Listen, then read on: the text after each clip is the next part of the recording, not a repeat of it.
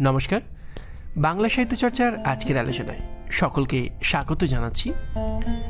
আজকে আমরা কথা বলবো একটি সাজেশনমূলক বিষয় নিয়ে, এবং সেটি হচ্ছে কলকাতা বিশ্ববিদ্যালয়ের ষষ্ঠ সেমিস্টার বাংলার তথা বাংলা অনার্সের ডিএসসি A3 বলে যে পেপারটি রয়েছে, যেখানে একটি গোয়েন্দা উপন্যাস রয়েছে, কিছু ভূতের গল্প রয়েছে এবং প্রফেসর শঙ্কু সিরিজের গল্পগুলোর মধ্যে কিছু গল্প পাঠ্য রয়েছে। তো সেখান থেকে আমরা কি কি প্রশ্ন এবারের জন্য 2025-এর জন্য গুরুত্বের সঙ্গে দেখতে পারি। হ্যাঁ, গুরুত্বের সঙ্গে এখানে অনেক প্রশ্নই হতে পারে। বিশেষত আগেই বলে রাখতে হবে যে সব ভুতুরে কিন্তু অনেকগুলো গল্পের একটা সংকলন, একটা অনেকগুলো গল্প নিয়েই বই, ফলে স্বাভাবিকভাবেই এখান থেকে যে কোনো প্রশ্নই অজানা আসতেই পারে। তোমাদের উচিত সমস্ত গল্পগুলোকে অন্তত একবার করে পড়ে রাখা, কিন্তু তাও কিছু গল্প ইম্পর্টেন্ট, তার বেশিকে আমরা এই জায়গা থেকেও কিছু প্রশ্ন বলবো। তো সব মিলিয়ে শুরু করা যাক। তো মডিউল 1, মানে যেখানে আমরা দেখতে পাবো যে আমাদের সজারুর কাঁটা রয়েছে শরদিন্দু বন্দ্যোপাধ্যায়ের, এখান থেকে তোমরা এবারের জন্য সবথেকে গুরুত্বের সঙ্গে যে 3টি প্রশ্ন দেখবে, তার মধ্যে একটি হচ্ছে সজারুর কাঁটা গোয়েন্দা উপন্যাস হয়েও একটা স্বতন্ত্র উপন্যাস, কিংবা সজারুর কাঁটা গোয়েন্দা উপন্যাস হলেও এটা নিছক গোয়েন্দা উপন্যাস নয়, এর মধ্যে একটা চমৎকার প্রেমের কথা আছে। দীপা, দেবাশিস এবং প্রবাল, এদের 3টি চরিত্রকে সামনে রেখে একটা ত্রিকোণ প্রেম, বিশেষত দীপা এবং দেবাশিস, তাদের যে বলা যেতে পারে ভালোবাসার টানা পড়েন, সম্পর্কের টানা পড়েন, কেমন করে সেটা একটা সুন্দর পরিণতি পেল, সেটা একটা খুব গুরুত্বপূর্ণ দিক, যেটা আমাদের পাঠকের হৃদয় ছুঁয়ে যায়। নিছক একটা অপরাধ এবং তার শনাক্তকরণের বিষয়টাই কিন্তু এখানে মুখ্য নয়, ফলে এটা একটা গোয়েন্দা উপন্যাস হলেও একটা চমৎকার প্রেমের উপন্যাস, হৃদয় ছোঁয়ার উপন্যাস। এটা একটা প্রশ্ন। একই প্রশ্ন, যে দুটো বললাম দুটো আসলে একই। দ্বিতীয় প্রশ্ন হচ্ছে সজারুর কাঁটা উপন্যাসের দীপা চরিত্রটিকে খুব গুরুত্বের সঙ্গে দেখো। আরেকটি প্রশ্ন দেখো, সজারুর কাঁটা উপন্যাস থেকে দেবাশিস চরিত্র। এবার 5-এর জন্য যদি তোমরা দেখো, তাহলে দেখো এই যে নিপতিদার বাড়ির আড্ডা, সেই আড্ডার একটা সংক্ষিপ্ত পরিচয় যদি আগের বারে প্রশ্নে না এসে থাকে একটু দেখে রাখো, আর যদি এসে থাকে তাহলে তোমরা দেখে রাখো বিশেষভাবে খড়গ বাহাদুরের চরিত্রটা। এছাড়া সজারুর কাঁটা উপন্যাসের উপক্রম এবং অনুক্রম, একটা সূচনা আছে, একটা সমাপ্তি আছে, সেই দুটো অংশ এই উপন্যাসের গঠন কৌশলের দিক থেকে কতখানি প্রাসঙ্গিক, এই অংশ দুটোর আলাদা আলাদা অবস্থানের কী গুরুত্ব আছে, এটা নিয়ে একটা প্রশ্ন হতে পারে। উপক্রম এবং অনুক্রম অংশটির গুরুত্ব, শুধু উপক্রম অংশেরও গুরুত্ব পড়তে পারে। সংক্ষেপে প্রবাল গুপ্তের চরিত্রটিকে একটু দেখে রাখো। এছাড়া যদিও এটা বড় প্রশ্ন, আমরা বড় প্রশ্নের কথা আগেই বলেছি, এটা হয়তো ততটা ইম্পর্টেন্ট নয়, কিন্তু একবার অন্তত চোখ বুলিয়ে রাখো। এবং এটা চোখ বুলিয়ে রাখার অর্থ হচ্ছে যে এই উপন্যাসে তো ব্যোমকেশ চরিত্রটিকে ঘিরেই একটা বিরাট আবেদন আছে, সমস্ত অপরাধের শনাক্তকরণ তো ব্যোমকেশকে ঘিরেই। এই উপন্যাস যে গোয়েন্দা উপন্যাস, তার কারণটাই তো ব্যোমকেশ, ফলে ব্যোমকেশ চরিত্রটাকে একটু দেখে রাখতে তোমরা পারো। এবং সেটা করে রাখার একটা গুরুত্ব হচ্ছে যে যদি এরকম কোনো প্রশ্ন পড়ে 5-এ, যে ব্যোমকেশ অপরাধীকে শনাক্তকরণের ক্ষেত্রে কোন কোন সূত্রগুলো ব্যবহার করেছিল, সেটা কিন্তু এটা থেকেই তোমরা পেয়ে যাবে।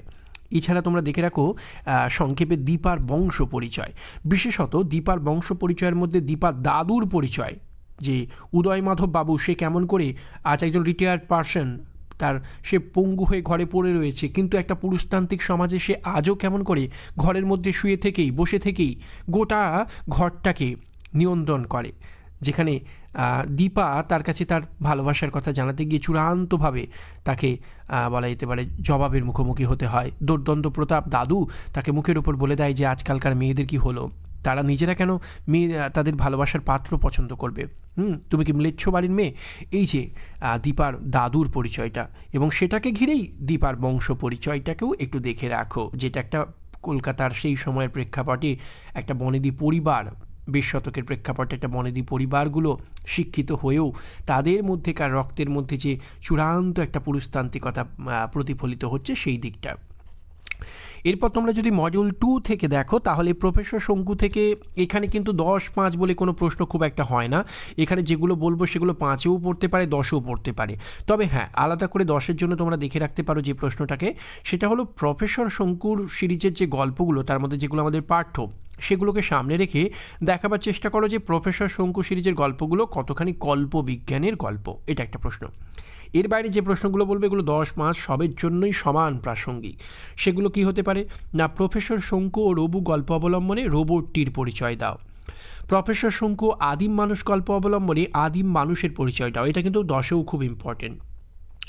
এছাড়া প্রফেসর শঙ্কু গোলক রহস্য গল্প অবলম্বনে গোলকটির পরিচয় দাও। এটাও 10-এর জন্য কিন্তু ইম্পর্টেন্ট। এই তিনটে প্রশ্নকেই কিন্তু 10 হিসাবেই প্রাথমিকভাবে ধরে রাখো। এছাড়া তোমরা দেখে রাখো প্রফেসর শঙ্কু ও রবুর কথা আমরা বললাম, প্রফেসর শঙ্কু আদিম মানুষের কথা বললাম, প্রফেসর শঙ্কু গোলক রহস্য এটাও দেখে রাখো। বিশেষত প্রফেসর শঙ্কু আদিম মানুষ এবং প্রফেসর শঙ্কু গোলক রহস্য এই দুটো প্রশ্ন, আর প্রফেসর শঙ্কু কল্পবিজ্ঞানের গল্প হিসেবে কতখানি সার্থক, এই তিনটেকে 10-এর জন্য দেখে রাখো। 5-এর জন্য দেখে রাখো প্রফেসর শঙ্কু রবু গল্প অবলম্বনে রোবটটির পরিচয়। আবারও বলছি 5 বলে এখানে কিছু হয় না, তাও আমরা একটা ধরার চেষ্টা করছি জাস্ট। আচ্ছা, প্রফেসর শঙ্কুর কোন গল্পটিতে দেহে প্রাণ সঞ্চারের বর্ণনা আছে তার পরিচয় দাও। এক্ষেত্রে তোমরা হিপনোজেন যে গল্পটি সেটাকে একটু দেখে রাখো। এছাড়া প্রফেসর শঙ্কুর চরিত্রটাও কিন্তু একটু দেখে রাখো। এটাও এই প্রফেসর শঙ্কুর চরিত্রটা কিন্তু একটা বড় প্রশ্ন, এটা কিন্তু খেয়াল রাখবে যে এটা কিন্তু একটা বড় প্রশ্ন। আর যদি পড়ে গিয়ে না থাকে, এটা আমার এই মুহূর্তে খেয়াল নেই, যদি না পড়ে থাকে আগের বছর, তাহলে তোমরা একটু দেখে রাখো প্রফেসর শঙ্কুর যে প্রতিবেশীর কথা বলা হচ্ছে সেই অবিনাশবাবুর চরিত্রটা একটু দেখে রাখো। এই মোটামুটি এখানকার প্রশ্ন। এছাড়া আলাদা করে 5-এর জন্য দেখে রাখতে পারো প্রফেসর শঙ্কুর যে বিভিন্ন আবিষ্কারের কথা আমরা পাই সেইগুলো মধ্যে কোনো 2-1টি আবিষ্কারের পরিচয় দাও। এটা একটা প্রশ্ন হতে পারে সমস্ত গল্পগুলোকে সামনে রেখে।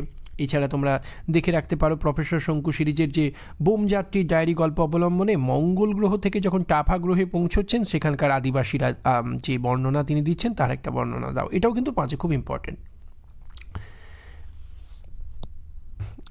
আর একটা প্রশ্নকে আমরা কোনোবারই অত হিসাবের মধ্যে রাখি না, ফ্র্যাঙ্কেনস্টাইনস বলে যে গল্পটা রয়েছে প্রফেসর শঙ্কু ফ্র্যাঙ্কেনস্টাইন, সেইটাকে একটু দেখে রাখতে পারো। তার মূল বিষয়টা একটু বুঝে রাখো, জাস্ট আলাদা করে তেমন পড়ার দরকার নেই, কিন্তু একটু দেখে রাখতে পারো। এছাড়া মডিউল 3 থেকে তোমরা যে প্রশ্নগুলো করবে সেইটার ক্ষেত্রেই সমস্যাটা বেশি হয় যে এখানে অনেকগুলো গল্প তোমাদের পাঠ্য, ফলে তোমাদের পক্ষে এখানে সাজেশন করা, মানে তোমাদের নয়, যে বা যিনি সাজেশন দেবেন তার পক্ষে এটা খুব কঠিন একটা বিষয়। এবং গল্পগুলো খুবই ছোট ছোট, এবং ভূতের গল্প হলেও এগুলো মজার গল্প, ঠিক ভূতের গল্প হলেও এগুলো অন্যরকম ভূতের গল্প, ভূতের মানবিক চেহারা, ভূতের সঙ্গে মানুষের সহজ সম্পর্ককে দেখানো হয়েছে। ফলে এগুলোকে এখনও সময় আছে, একটু দেখে নাও, চোখ বুলিয়ে নাও, পড়ে নাও। ফলে তাহলে কি হয় না, যে কোনো গল্প নিয়ে প্রশ্ন হলেও এখানে কোনো কঠিন প্রশ্ন হয় না। গল্পগুলো হয় একান্তভাবেই, এখান থেকে যে প্রশ্নগুলো হয় সবই বর্ণনাত্মক প্রশ্ন হয়। যা গল্পে পড়েছো সেটাকে নিয়েই একটা প্রশ্ন হয়, যে প্রশ্নটা শুধু গল্প পড়লেই একটা বর্ণনার ঢঙে উত্তরটা দেওয়া যায়, এমন কোনো গভীর চরিত্র বিশ্লেষণ এখানে নেই। কারণ এই গল্পগুলো ভূতের গল্প হলে সেখানে সাধারণভাবে চরিত্রের খুব একটা বিকাশ থাকে না। 2-1টি চরিত্র নিয়ে অবশ্যই কথা বলার জায়গা থাকে, কিন্তু বেশিরভাগ গল্পগুলোই কি ঘটেছে না ঘটেছে, কে কোথায় কাকে কি বর দিয়েছে বা দেয়নি, বা কোনো একটা বাড়ির বর্ণনা, এগুলোই মূলত এখানকার বিষয়। ফলে গল্পগুলো পড়ে রাখলেই কিন্তু উত্তর দেওয়া যায়। তার বাইরে যদি আমরা বিশেষভাবে দেখতে চাই তাহলে দেখে রাখো মনুষ্যতর প্রাণীভূতের পরিচয় মেলে এমন 2টি গল্প সম্পর্কে আলোচনা করো।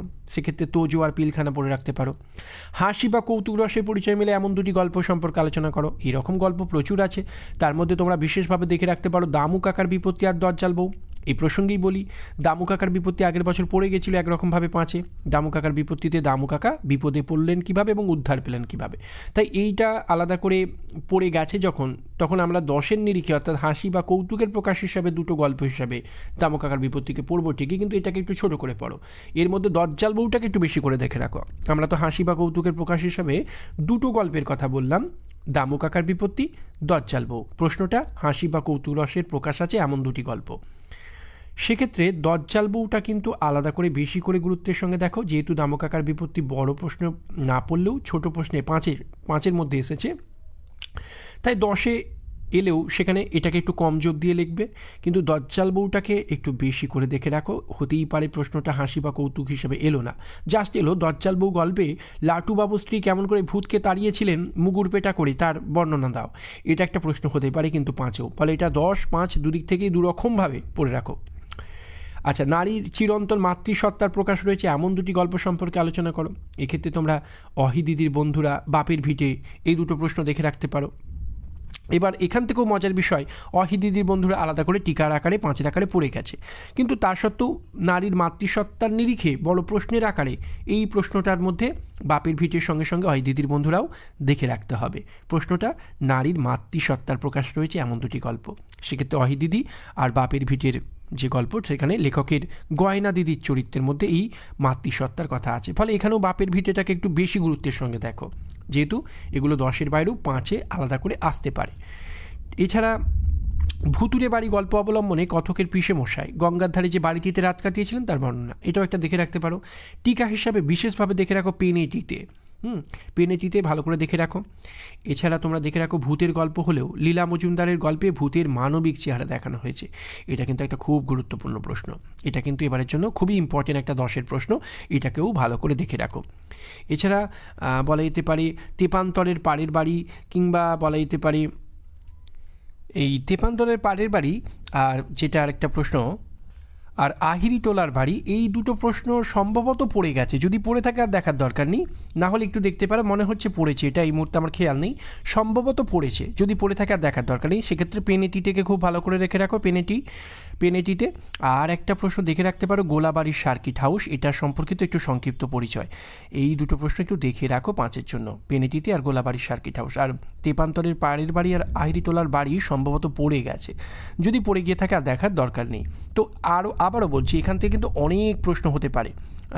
দেশাত্মবোধের পরিচয় রয়েছে এমন একটি গল্প সম্পর্কে, সেক্ষেত্রে অনেক গল্পেই দেশাত্মবোধের কথা আছে, আমরা একটু দেশাত্মবোধের পরিচয় পেতে পারি যেটা বলা যেতে পারে পাঠশালা গল্পটিতে, সেটাও কিন্তু একরকম গল্প। এই যে লেখকের যে বলা যেতে পারে, মানে লেখক বলতে এখানে যে শম্ভুর মেজো দাদুর কথা বলা হচ্ছে, যে দীর্ঘ সময় প্রায় 50 বছরের মতো বিদেশে কাটিয়ে 70 বছর বয়সে দেশে ফিরে আসছেন, এখানকার কচি কাচাদের জন্য একটা পাঠশালা তৈরি করছেন, এর মধ্যে তো একটা দেশাত্মবোধ আছে, দেশের প্রতি ভালোবাসা, দীর্ঘদিন বিদেশে থাকলেও শেষ বেলায় দেশে ফিরে আসা।